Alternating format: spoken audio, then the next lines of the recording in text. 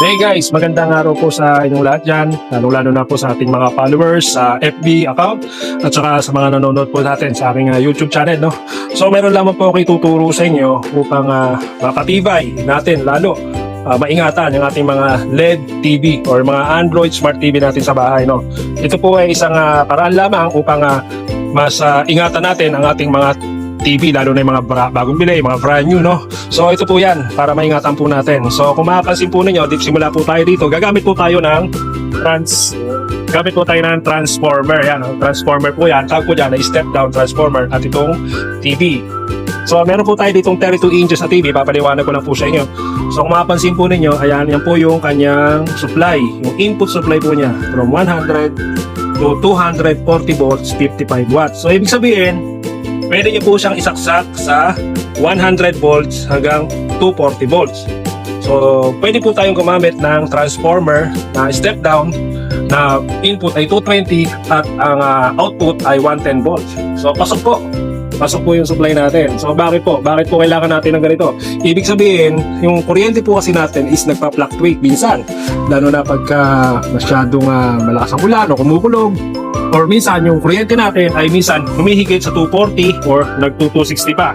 So kaya minsan yung ibang TV natin nasisira dahil sa masyadong tumataas yung kuryente.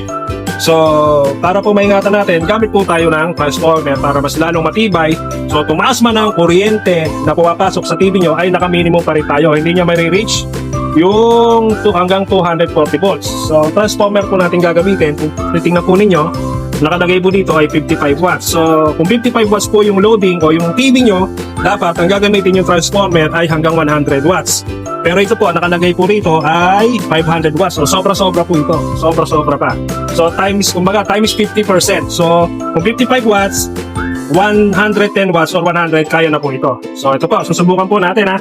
Una, sasaksak po natin siya sa 220 volts. Ayan. Saksak po natin sa 220 volts. So, 20 volts po ito. Ayan. Ayan po natin. Gagana po siyempre dahil 220 po ito. Ayan po siya. Ayan. So, ayan. 220 volts po. Ayan, gumana po, no? Makikita po ninyo. Gumana siya sa 220. So, ngayon, after gumana siya sa 220, sasaksak naman natin siya ngayon sa 110 volts. So, ito po yan. 110 volts. Ayan. 110 volts. Ayan. O, ayan. 110 volts po, no? Mas safe. Ako na po nagsasabi sa inyo bilang technician, mas safe po ang TV nyo kapag naka 110 or 110 volts. Mas safe po. Lalo na kung gagamit kayo ng AVR, yung automatic voltage regulator. So, ibig sabihin po nun, yung pagka sinaksak nyo po yung 220 nyo sa AVR, kahit po mag-fluctuate yung kuryente nyo, ay nakapix po kayo sa 220. Hindi po siya tataas kahit mag-fluctuate. Kumbaga, nakapirmi po siyang 220 sa range niya. So, hindi pa rin pwesado yung TV nyo. Ayan po, naksak po natin sa 110 volts. So, ibig sabihin, 100 to 240 volts, pwede siya sa 110 volts. So, ito po ito po yung 220, ito po yung 110, ito po yung 110, ito po yung 220. Ayan po. Okay. Handap din po yan, siyempre.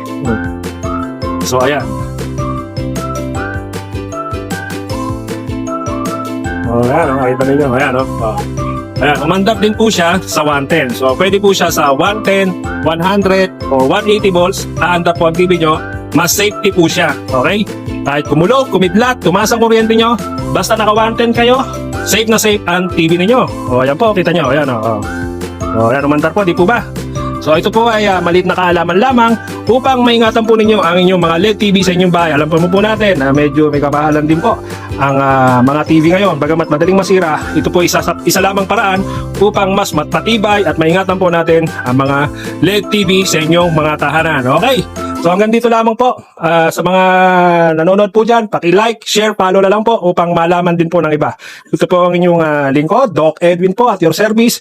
Dito lamang po yan sa D-Zone Electronics Repair Shop, Lulumboy, Bukawi, Bulacan. Bye! See you!